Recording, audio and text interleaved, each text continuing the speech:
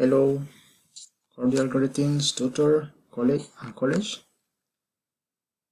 The transport terminal is silly because it's one of the main companies that contributed to pollution for the environment and the people system.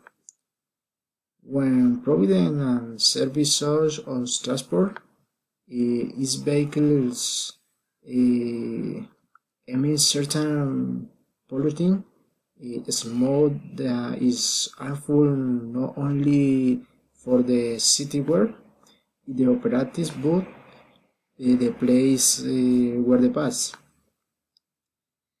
For this reason, I was necessary the request that the company review errors in its vehicles.